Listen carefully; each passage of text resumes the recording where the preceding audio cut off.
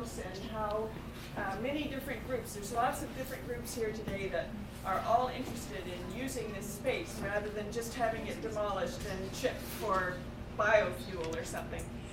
So thank you very much for coming. I just want to say this schoolhouse, the research from Heritage Vancouver, it was built about 1915, so over 100 years old now. And over the years it was used as a gymnasium, woodworking shop, kindergarten, so many people today remember being here as doing kindergarten here for sure, many people, and are very emotionally attached to it. So, and the other thing we found out is that the Kitsilano Boys Band, how many people here have ever heard of the Kitsilano Boys Band? They were world champions and very famous in Vancouver and really affected the whole future of music in Vancouver. And they used to this was their first practice location, according to Chris Best, who's doing a history of the boys band. And their leader, Arthur Delamont, lived in the greenhouse right across the lane. So, you know, there's more than just the building, there's also the history behind this building. So the trustees did give us only until April 20th to come up with another use for this building. And they set some really high barriers. Because I think the plan was to tear it down, and if they're now thinking that they have to change the plan, they're not going to make it easy, I don't think. So if you look on some of the proposals, they're talking about huge costs, hazardous materials, and just trying to make it seem like it's just not possible. But we also have many potential donors in the city. There are all sorts of heritage and cultural grants, and it has been done before. So at Carleton School, Green Thumb Theatre took over 2 buildings that had actually had fires in them and were completely derelict, and they managed to raise enough money. They got a 20-year lease from the school board with no rent in return, and are happily using that space instead of having it demolished. So we're not pessimistic. We don't have very long. But, you know, I don't want anybody here to go away thinking, oh, just too much money, because we have to find other sources of money that are going to come forward to help people. That has to happen. So I don't know if there's any other questions. We have had an architect look at this, a heritage architect, and he said that if we can get the school board has already got the funding to take out the drywall and the lights, which tend to have fluorescent lights have PCBs in them. There's one mercury switch. There's a little mold they found under where that storage closet is there. They've listed everything. They have the funding. They're saying that the people coming in still have to pay for that, and they have to negotiate with the province to get that done. But if we can get them to, if the province will allow them to do that stage of any upgrading, we're way ahead.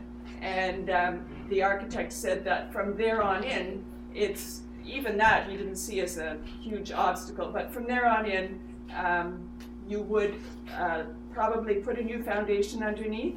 Depends what the city requires, but you could lift it up, put a new foundation underneath. You could seismically strengthen it by putting plywood over the walls and then putting the new drywall on. He said if you're taking this out, that's your time to rewire, get all the electrical up to standard, and probably put in a wheelchair accessible bathroom is another thing that the city might want. So it all depends on the use that's coming forward. But he was very optimistic and felt that none of these things were huge issues. So we're going to be looking at companies who might do pro bono work, the heritage grants, cultural grants, depends on your use, child care grants. The child care would probably be the toughest in terms of the upgrades that would be required, just because there's going to be small children here. So I don't know if there's any other questions, but that kind of gives you a, Yeah, I'm going to speak very quickly to the cultural arts grants, because I met with the city planner. It runs into one major problem, and it's the timeline. We submit that cultural grant at, I think it's April 8th, And the issue is that for them to want to say yes or no to that, they would need a yes or no from here first. They'd want to know, they're not going to assign somebody money for a space they don't have. So that's where you're gonna run into, it's a timeline issue, so if there's a way to resolve that, then, I don't know, but that's Yeah. was brought up to me. No, this is the whole, when I first heard they only gave us to April 20th, my first thought was, well, they might as well have just said tear it down right now. But within about half an hour, other people were already talking to me about grants and different things that are possible. I think that for the April 20th deadline, if we can put together a proposal that shows the type of grants, you may not have the grant yet, but then we'll just have to go to the trustees and say, look, here's the funding that we have so far. And we are looking at potentially Van City even as someone who could give a loan for a period of time. I mean, we're going to be looking at all these, perhaps a private loan guarantor until the grant comes through. I mean, there's various ways we can try to deal with that, but that is the exact problem with an April 20th as the deadline. So I should also say, as part of this, they want to cut down all the plum trees outside. And we also have these, we wrote a big letter on the weekend saying that, part of the character of the site is these beautiful trees that are beside it and this whole atmosphere here.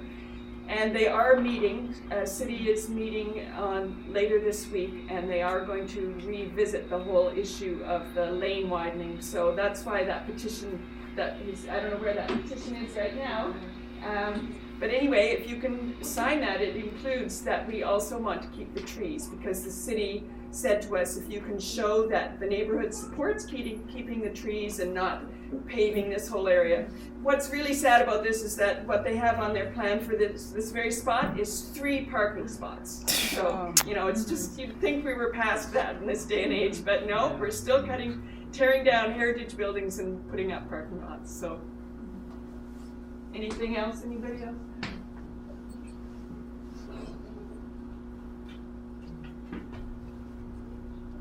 Okay, sorry. Keep going. I'd like to know about the funding. How much funding is needed? Well, so we had one architect. We've had a concrete company look at foundations. He thought to lift it. He didn't know that it was just on piers. That's a huge advantage, that it's only on piers right now, because you don't have to demolish all the old foundation. He said it could be up to $100,000 to lift it, put it back down properly. Then for the wiring, I mean, we've all had electricians come to our house. We know the kind of thing that they charge. And then the redoing the drywalls. And then one of the other costs, and maybe this is an area where we can go to the city, is your water and sewer reconnections. That's always expensive too. So maybe though we can get the city to do that. So we're trying to think about how we can put together a package to make it affordable and get everybody to contribute something. And is there a purchasing price? No, so then it's going to be owned by, at the end it'll be owned by the school board. They will give you a long-term lease, basically for free, from what I understand. They're not looking for a monthly rent. So once we can get this capital cost at the beginning, then it's a space that's available for use. Question. And I believe it's for 10 years, they don't have to go to the province for at least longer than 10 years, which somebody might ask for. Then they would have to go to the province for permission, but I think that. Can I just turn over to Jay, the project manager here from the VSB? And I'll have to address it. Excuse me. Sure. Hi. So we have a proponent list. It is a mandatory site meeting for someone who wants to submit a proposal. So first of all, can you please make sure if you're part of a group or you want to submit a proposal, it's mandatory to have a sign-in presence. So even if you're part of a group, one member of the group is part of the mandatory sign-in. So I think Shahina's has got a good list going, but if you're part of a group and you want to be part of a proposal, it's a formal proposal process. It's on BC Bid, so this is a full disclosure public process. I'm with VSB. Some of the questions that you're answering, if you're a proponent who wants to make a proposal to this building, I strongly suggest you put it in writing and you put it to the purchasing department so it can be answered by the board, because that's going to be from the horse's mouth, as it were, but also it's going to be shared with every proponent, so that the answers can be given out to any equal bidder. So if you have a financial question, or if you have a tenure question about what's the form of tenure that's proposed, I strongly suggest that you put that in writing, put it to the purchasing department, and it'll be posted with the answers for all proponents to see the same information. It's really important to us that it's a fair and equitable information sharing. So other than that, are there specific questions that the group has that we can answer here? And again, anything that we answer here, we would also post on BC Bid. We were interested in it being a heritage building, maybe a school heritage, but how secure is the building? How secure? In what sense? Well, outbuildings sometimes do not have much security to them, so. The That's the security is question. going to be a factor of use, so depending what use is, it's building security in that sense, monitoring for alarms.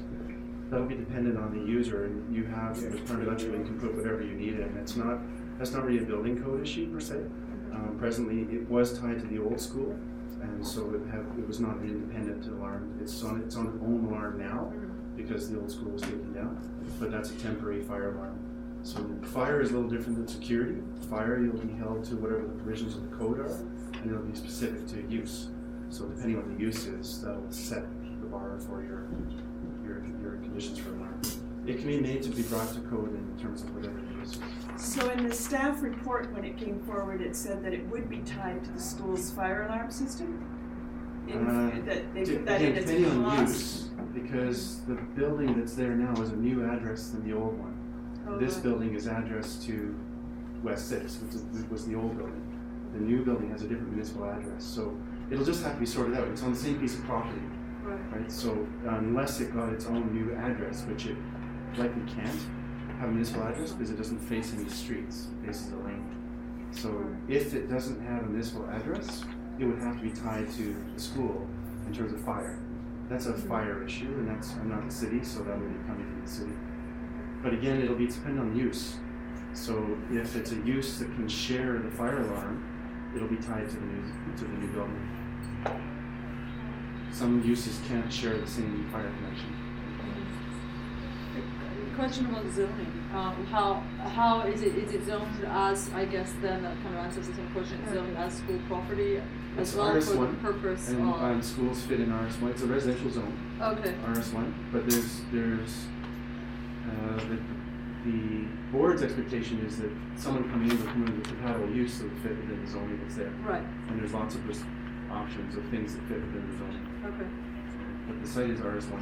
Does the lease of the site includes outdoors? So I ran by some ideas past the development planner at the city in terms of the conditional uses in RS1, and I ran by ideas like childcare, preschools, museums, music centers, cultural centers, and he said he didn't see a problem with any of them.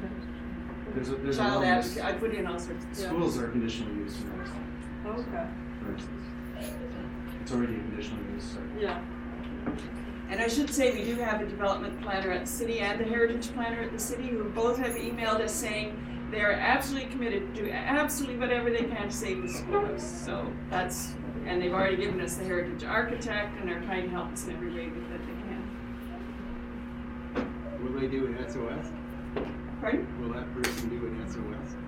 SOS, yeah. Statement of significance. Oh, statement of significance. I think, where's Patrick Gunn? Is he still here? Right here. There you are. So can you tell us about statements of significance? You did that already, did you, or not? Informally, yes, but that's part of the city's process, or whatever form it would take, if an SOS was required. Most likely, yes. I'm just wondering, since this is an independent building, and what's here is grandfathered, why is there a requirement to immediately bring it up to code or whatever? Like, why couldn't it be used as it is for now? Nobody knows the upgrade requirements until you define the use. Okay, so that's city driven. So whatever the use is, So it's being considered a we'll change of define use? the upgrade requirements. Okay. But if it's not a change of use, Yeah. could it not be grandfathered, what's here, just for at least the short Potentially, term? but it all starts with use. So it says, if you, for instance, if you said, we want to do a 20 licensed care Montessori facility, well, it would be reviewed because it's part of a new development. There's a development permit for the whole site attached to the new school. So reusing this building would be a change to that development permit. So, the city's process, not the school board's, would be a change to what's planned to use this for some other use. So even if it was still being used in Montessori, they would review it under the auspices of the development permit on the whole property. This is one property. So So this if is what's it's called an accessory building. Right, but if it's City's still language. used as a school use Yeah. of some form, could it not be considered grandfathered? Yes, and that's the prerogative of the city. So you have to work with the city, and it really comes down to the buildings department. It's not the planning department.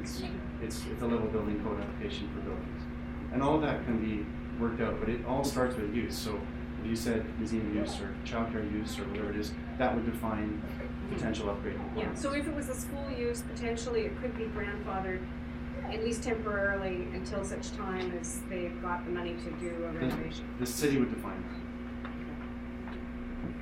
Now, I was told that there wasn't this many people and proposals being expected, and that's why there was only one sign-in sheet that took very long for a crowd to get in here. And I'm wondering if, because there wasn't that expected interest, now that it's shown that there is a great interest in this, is there any chance of extending the process so that we have further than April 20th? That's a board decision, and the timelines are prescribed by the board. So, Okay. You can submit that in writing, that request, and the board will consider that.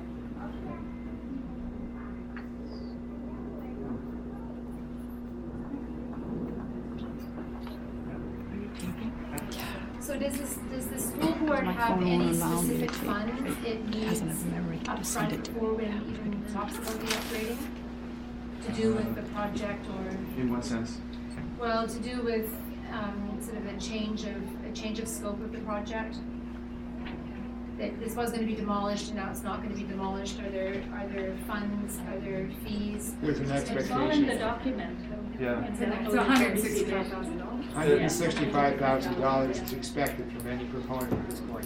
And that, well, but That's just the cost of there's a changing. report that outlines our current expectations of what the impact would be to this late change to the project, and that's what's outlined in the report.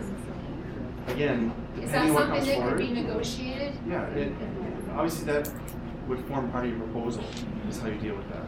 And we don't know exactly what people are going to propose to do, so it's hard to say exactly what the changes are going to be to the school project. So that's not a fixed cost, that I 165? think what the language says in the report, I'm not in front of me, I think it's an estimate based on what we know now, which is, some change, but it's undefined. So until the change is defined, it's hard to say exactly what the impact will be on the school that's being built.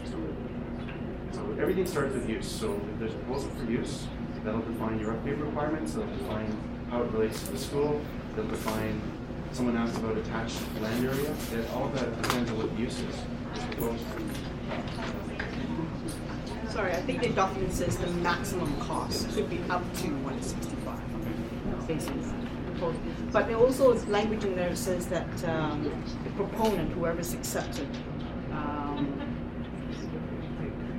I'm not sure exact language, but has to up to May of this year to sign an agreement with the Vancouver School Board.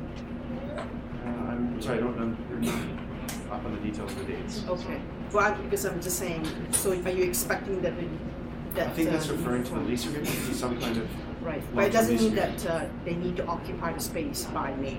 I don't believe that's the language. I think it's entering into a long-term lease agreement by May. The letter of understanding. Yeah, so Yeah, April sorry, so letter of 20th is when you put in your preliminary proposal to the school board. They'll pick one, I guess, and then there's some time on into May to actually do a final, work out the details or negotiate or something. That's what they said at the school board I meeting. believe it's an MOU to undertake a long-term lease agreement by May. As long as you have an MOU to enter into a long-term lease agreement, that's what they're looking for by that. Now, if you put in an expression of interest and then the board can then hold you to it if you can't come up with that money, right? I'm not sure what they can hold it to. I think if it's a form proposal that's being solicited, so whatever your proposal is, if it's typically if your funding is contingent on something and you name that in your proposal, that's your proposal. So it's up to the board to review whatever people come But forward if the with. board accepts it, once it's accepted, are you then responsible for the? So you're saying when you do a proposal, you make it contingent on something Well, else? I'm speculating. Yeah. Something may come forward with. I think the way I read it funding. is that you're gonna be responsible for the cost of it. Only if there's an agreement. The way I read it, it's if they choose you, then there would be costs. But if they don't choose you, That's they right. don't take it No, from but the every moment person you're who chosen. applies. But the Yeah, moment once you're you've got chosen. something and the school board says, yes, and you sign your final contract saying, right, that I'm taking this over, and then Yeah. some later date. I mean, maybe you could put something in to say that if I have until June 1st to do something else. I don't Yeah, know. that's the way, Jim. I think our understanding is that that'll be the form of your proposal. If you have timelines that you have to work to, or that's your proposal. That's right, so it'll be accepted based on who's got the best proposal. So I think there's quite a range available to the proponent as to what you want to suggest or what you require. So if there's funding sources or whatever it is. If we want to find out, the city said there could be costs related to the delay of the project, which I heard that's just like somehow in your contract or something, you have something that says if you don't do the work on this day, we're gonna pay you so much money. I don't know what it means, but if we want more details about why there is this money and how that can be reduced or the likelihood of it being the full 165,000, who do we ask for more details on that? I'm not sure there's a whole lot more detail than what's provided because there's so many unknowns about what that money would be required.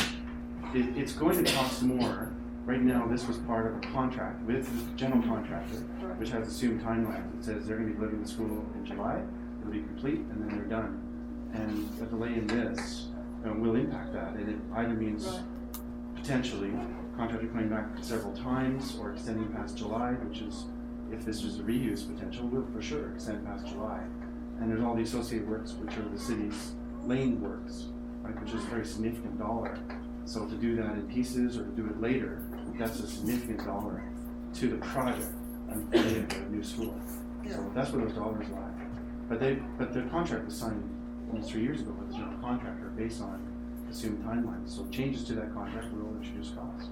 Now, it's also the case that there was the cost for the demolition, which is about $160,000 to $180,000 to demolish. As much as that. I mean, there's Well, half that's that what you demo. said, if you had to do it later, it was gonna cost. Some of those costs are not just this building, but it's all the work around it. The landscape works that would have been coming in here and so on. In the staff report, it said that to the trustees, it said, if, this doesn't go through, you keep the schoolhouse and then at some later date, we have to come in and demolish it. Our estimate is it will cost $160,000 to $180,000 to demolish it. I think but I don't think that's to demolish it. That's a project cost for having to do this whole corner of the site later than what's currently assumed in the contract. And timelines. Anyway, you were funded for that, and you can get some of that back. Is that true? If you're not going to demolish it, you would get that back. The costs are so dependent on what happens. How long is it delayed? What kind of use is being considered? So it's really hard to give people a fixed price without knowing what's going to happen. So just as an example, and I'll provide this for you so you get a sense of magnitude. There's asphalt all around the new school. And the contract assumes that asphalt paving for the school and the lane and this area are all done at once. So to get an asphalt contractor to come twice, as opposed to doing it all at once, is a significant cost. And that would happen if this is delayed because asphalt paving is supposed to be done end of April for the school. So that's not going to happen if April 20th is proposal is due. So that's the character of costs. They're not all related to this building. They're related to the impact on the school project. And the school project funding is tied to the timeline assumed, the scope that was assumed in that project. Yeah.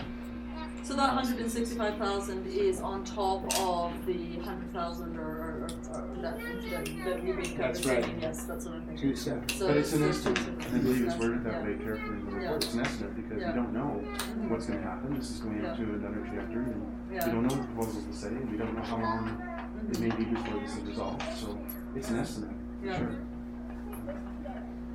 But the costs associated with the work here, not just paving and so on, it's there's hydro pole relocations, there's all kinds of associated work in this area. So, We were told by the city on Monday that actually they can go ahead, if they want to, they can go ahead and do the lane widening, the paving, everything, and it doesn't even affect the schoolhouse. That's what we're not the city. Assistant Director of So, Planning yeah. sent us an email saying that actually they have determined that they can go ahead and do all the work that the city wants to do here without, it won't affect it at all. So that's just for people to know how many different answers you get to different questions. Some of that is, there's a hydro pole outside Yeah. there which sits in the middle of what would be the new lane, so some of that's not strictly correct, but I'm with the school board, we're not the city. I don't know. So the city is, but we have an agreement with the city based on our permits. We can't tell the city, please make sure the permits are flexible and are gonna work out. The city is telling you that it's gonna work out.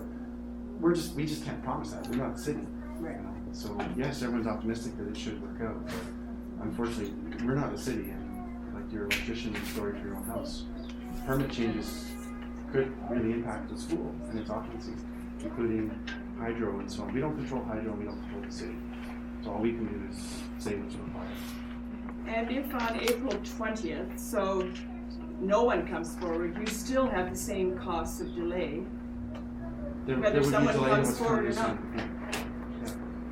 And But the you board- want the new proponent to pay, otherwise you have to pay. So now you have a big financial stake in getting a proponent to come through, because Yeah. otherwise you're gonna have to pay the money. And there isn't any provincial funding for that, that's a board decision. Yeah. There's no additional provincial funding for doing this.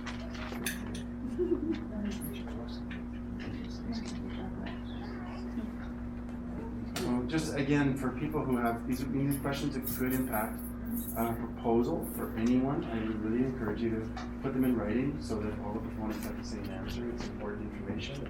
If it's the basis of a proposal, we want to make sure that everyone has the same fair information. Will all the proposals be read at once? There's no public opening. Oh, no public. And the email address for written questions to be submitted is on the front page of the proposal. It's procurement@bsb.bc.ca. And it's monitored by all our people. Could I ask one question before everyone leaves?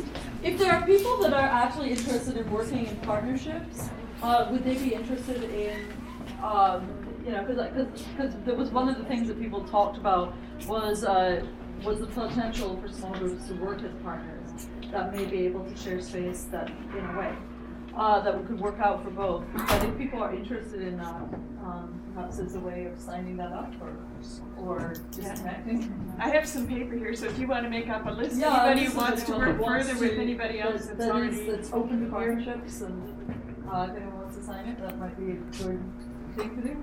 Because